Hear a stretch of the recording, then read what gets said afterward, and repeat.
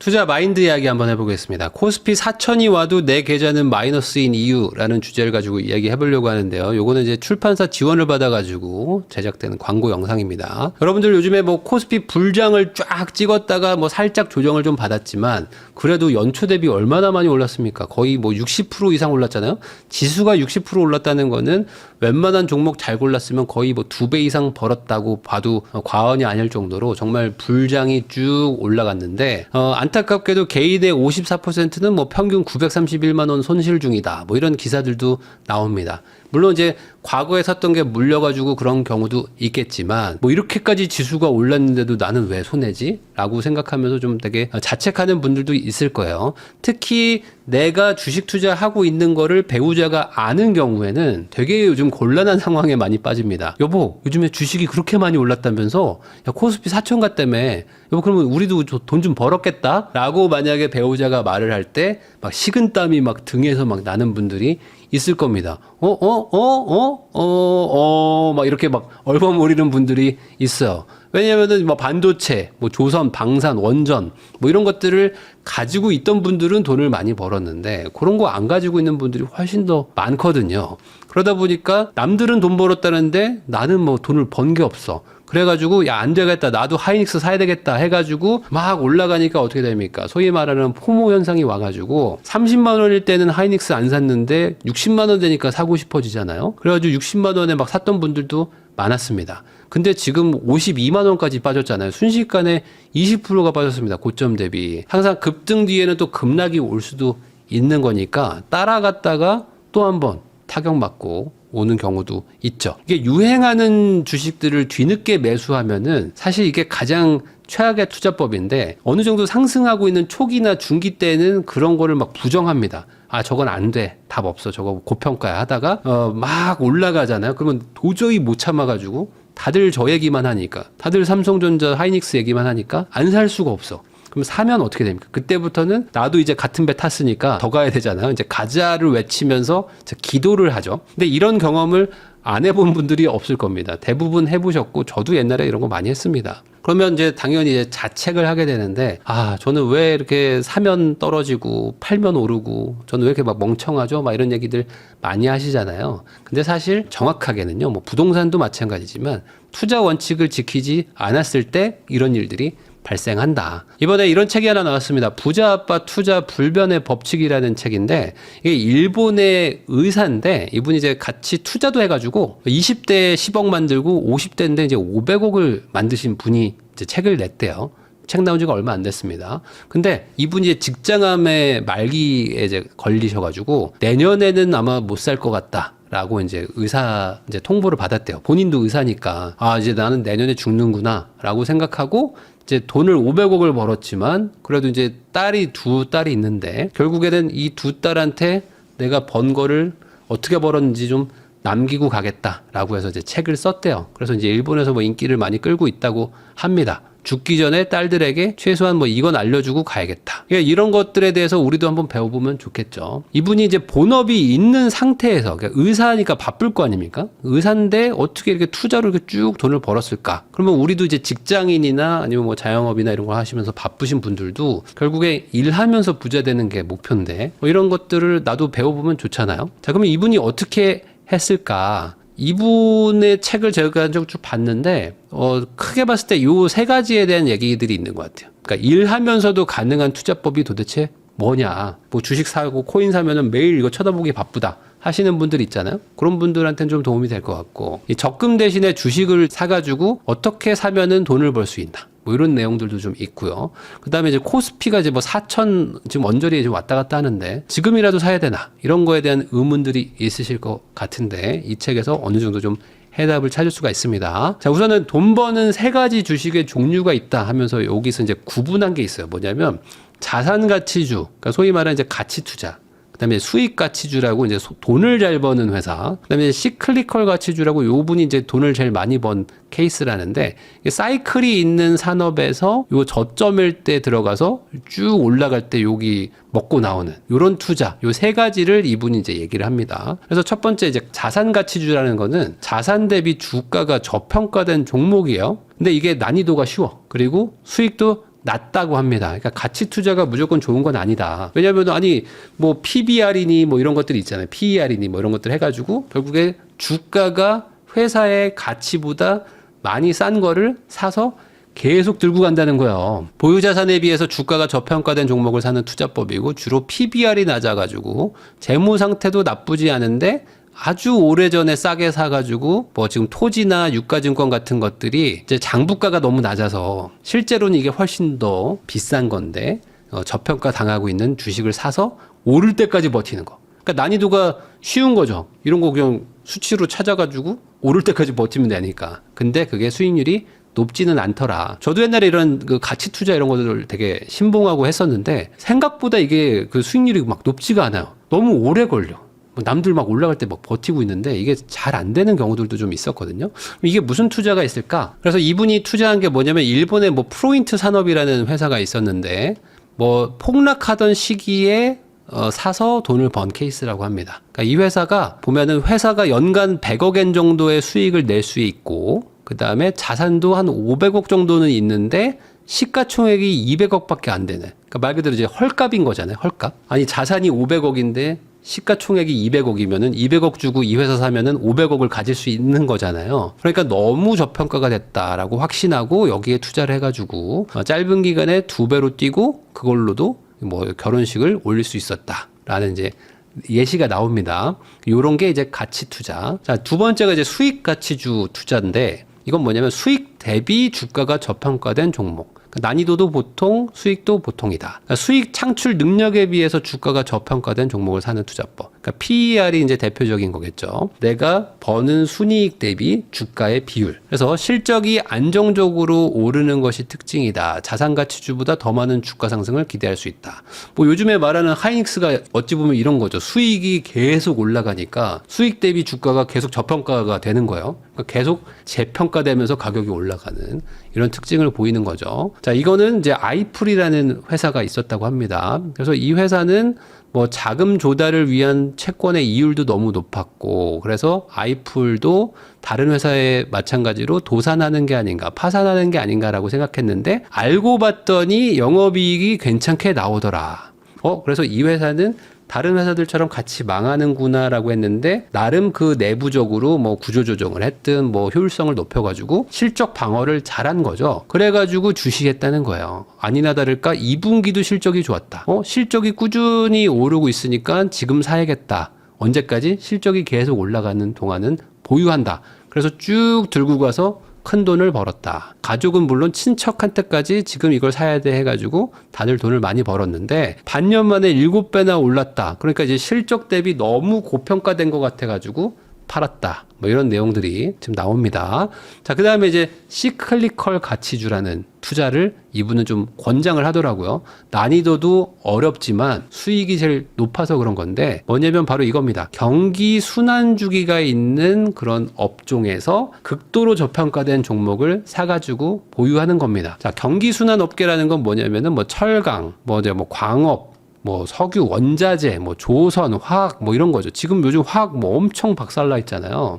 그러니까 이런 것들은 순환을 하는데 경기에 따라서 오르락 내리락 실적이 바뀌는데 실적이 엄청 안 좋을 때는 주가가 바닥을 찍는 경향을 보이고 반대로 실적이 좋을 때는 주가가 막 급등한단 말이에요. 그러니까 정말 눌려 있을 때 사가지고 버티면은 호황이 왔을 때 주가가 엄청 상승해서 파는 이걸 하면은 소위 말하는 텐베거도 나오고 하는 거죠. 자, 그래서 이거를 뭘로 했냐? 호주의 금광산을 가지고 이분이 투자를 했대요. 옛날에 보면은 금값이 너무 싸가지고 채굴 비용보다도 안 나온다 할 때가 있었다고 합니다. 금을 캐는데 500달러가 드는데 금값이 300달러밖에 안 하니까 아니 채굴 비용보다도 금값이 싸? 그럼 이거는 금이 너무 싼 거 아니야? 라고 생각을 한 거죠. 자, 그 말은 반대로 채굴 비용이 너무 비싸니까 금, 광산, 채굴 회사들은 주가가 박살이 나 있었겠죠. 근데 이 금이라는 것도 결국에 한 번은 사이클이 오잖아요. 한 번 사이클 오면 또 쭉 올라가는 특성을 보이니까 금이라는 게 앞으로 없어지겠느냐? 그럴 일은 없다. 그리고 금 가격이 계속 눌려 있겠느냐? 그럴 일은 없다. 그러면은 이렇게 눌려 있을 때 한번 금 관련된 광산주를 사가지고 가지고 있다가 금 가격이 쭉 치솟기 시작하면은 이 주가는 엄청나게 오르지 않겠냐? 라는 거에 베팅한다는 거죠. 이분이 HD 한국조선해양 뭐 이런 것도 투자를 했다고 합니다. 그래서 이제 일본에서 조선소를 투자해가지고 거기서 돈을 벌고 일본보다 1년 뒤에 한국 조선업도 호황이 오기 때문에 그러면은 이때 또 옮겨가야 되겠다 해서 한국 투자로도 해서 지금 최종적으로 500억을 달성을 했다고 하는데 결국에는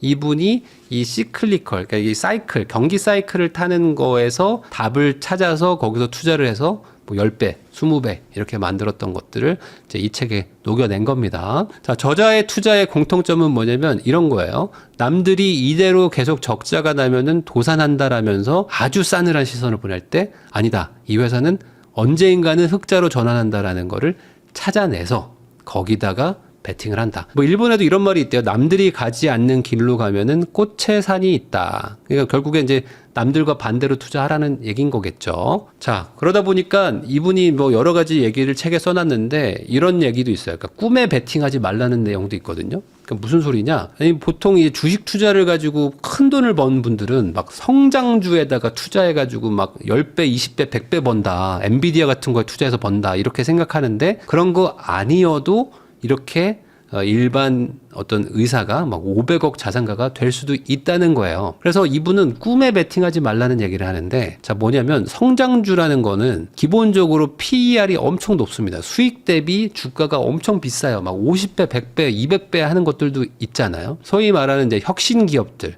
세상을 바꿀 거라고 말하는 기업들 있잖아요. 이런 것들을 기본적으로 투자자들은 좋아한다. 근데 이 성장주와 수익 가치주는 좀 다른 거죠. 수익에 기반이 돼서 적정한 주가인 걸 사는 거는 괜찮은데 수익 대비 주가가 너무 비싼 거를 앞으로 세상을 바꿀 거라는 그 꿈에 베팅해가지고 투자하시는 분들도 있단 말이에요. 굳이 그런 거를 안 해도 충분히 부자가 된다는 얘기입니다. 그래서 이게 주식의 4가지 종류라고 해서 이분이 뭐 정리를 해놨는데 이 성장주 투자라는 거. 그러니까 높은 PBR, 높은 PER인데 성장은 또 빨리 해.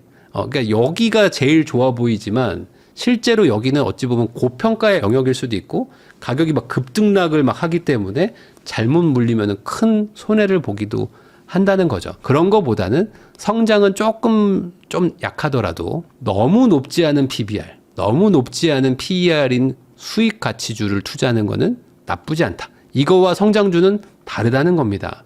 여기서도 돈을 벌 수 있지만 여기로 갔다가 큰 코 당할 수도 있다는 거죠. 이 성장주라는 이름의 상당수는 달성하기 어려운 꿈의 프리미엄이 붙어 있다. 이런 얘기를 이제 이 책에 나오는데 꿈을 부정하는 게 아니다. 꿈의 가격이 얼마나 비싼지를 따져보라는 얘기입니다. 이 회사가 세상을 바꿀 거야. 그걸 의심하지 않는다는 거야. 그렇지만 그걸 바꾼다고 해서 이 가격이 과연 이게 정말 납득이 가능하냐? 이거는 한번 따져는 봐야 된다는 얘기인 거죠. 그런 거 말고도 투자할 거는 많다. 대개의 상장 기업은 중기 경영 계획을 발표한다. 이 계획에서는 3년에서 5년 후의 실적 전망을 하는데 성장주 투자는 이것들을 보고 기대하는 투자를 하는 경우가 많다. 하지만 통계적으로 봤을 때는 중기 경영 계획의 80%에서 90% 정도는 달성되지 않는다. 그러니까 성장주의 그 꿈을 보고 투자를 했는데 그 계획이 8, 90%의 확률로 성공하지 못한다면 그 실망감은 엄청날 것이고 그게 주가를 폭락시키는 영향을 주기도 한다는 거예요. 그래서 80%에서 90%의 확률로 그 계획이 하향 조정되기 때문에 그때 주가는 엄청난 속도로 떨어지고 반값이라도 건지면 그나마 나은 편이다. 10분의 1 이하로 떨어지는 경우도 수두룩한데 여기에 내 인생을 베팅할 것이냐라는 게 이 책의 내용입니다. 자, 높은 확률로 실적 달성이 불가하다면은 기대감은 실망감으로 바뀌는 거 너무 당연한 거겠죠. 자, 그래서 다른 것도 있잖아요. 자산 가치주도 있고 수익 가치주도 있고 시클리컬 가치주도 있는데 굳이 리스크를 여기다 너무 감수할 필요는 없다. 라는 얘기를 한 거고 두 번째가 이제 남한테 휘둘리지 말라 이런 얘기가 있습니다. 주가가 한참 지지부진하거나 미실현 손실이 늘어나면 쓸데없는 잡생각이 늘어난다. 이 주식을 팔고 다른 주식을 사는 게 좋지 않을까? 그러므로 빈번하게 주식 상황을 체크하지 않는 편이 더 좋다. 그러니까 좋은 주식을 사려고 고민을 많이 한 다음에 사고 나서는 좀 믿어주라는 얘기입니다. 그러니까 직원도 똑같은 얘기예요. 예전에 삼성 이병철 창립 회장님이 그런 얘기를 했잖아요. 사람을 뽑을 때는 정말 고민해서 뽑고 뽑으면 믿으라고 했습니다. 그러니까 그게 무슨 소리냐? 보통은 대충 뽑아가지고 의심하는데 그러지 말고 고민해가지고 하나를 잘 뽑은 다음에 믿어줘야지만 이게 또 믿음에 보답을 한다는 거죠. 타인의 정보를 너무 맹신하는 사람은 한 주당 1,000원에 산 주식이 1,500원이 되면 바로 추가로 매수한다. 반대로 1,200원까지 떨어지면 바로 판다. 그러니까 이렇게 하시는 분들은 뭐 2배, 3배, 뭐 10배 버는 것들은 불가능한 거죠. 사실은 2,000원, 3,000원까지 더 오를 수도 있는데도 팔아치운 뒤 후회하기 일수다. 결국에 남한테 휘둘리지 말고 주식의 본질을 공부한 다음에 그걸 믿고 가라는 거죠. 이건 부동산 투자도 똑같습니다. 결국에는 내가 좋은 물건을 사가지고 장기 보유하는 게 결국에는 이기거든요. 자, 세 번째로 변동성에 베팅하지 말라는 내용이 있습니다. 일반적으로 신용거래는 위험하다고 한다. 다만 소액으로 대박을 터뜨리고 싶어가지고 신용거래를 이용하는 개인 투자자도 많다. 요즘에 뭐 레버리지도 많이 쓰시니까. EY 코스모 증권에 의하면 개인 주식 거래의 7할 이상이 신용거래라는 데이터도 있다. 요즘에 B2 해가지고 주식시장에서도 신용거래 엄청들 많이 하셨잖아요. 그게 계속 늘어나가지고 이거 위험하지 않냐라고 했을 때 어김없이 또 코스피, 코스닥이 또 주저앉기도 했습니다. 하지만 신용거래는 원칙적으로 안 하는 게 좋다. 돈을 빌려가지고 주식을 사면은 24년 8월 폭락장처럼 사실은 팔고 싶지 않은데 가격 변동만으로 팔지 않으면 안 되는 국면에 나온다. 이거는 부동산도 마찬가지죠. 레버리지를 엄청나게 높게 쓰면은 팔고 싶지 않을 가장 저점에 어쩔 수 없이 팔게 되는 상황이 오거든요. 부동산은 정말 좋은 걸 사가지고 조금 하락이 와도 버티면 회복하거든요. 근데 그 버티지 못할 만큼의 레버리지를 썼을 때 가장 저점에 던지게 됩니다.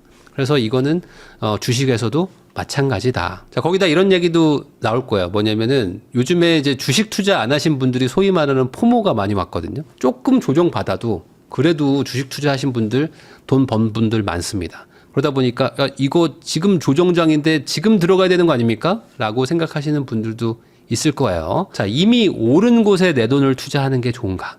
아직 오르지 않은 곳에 돈을 투자하는 게 좋은가?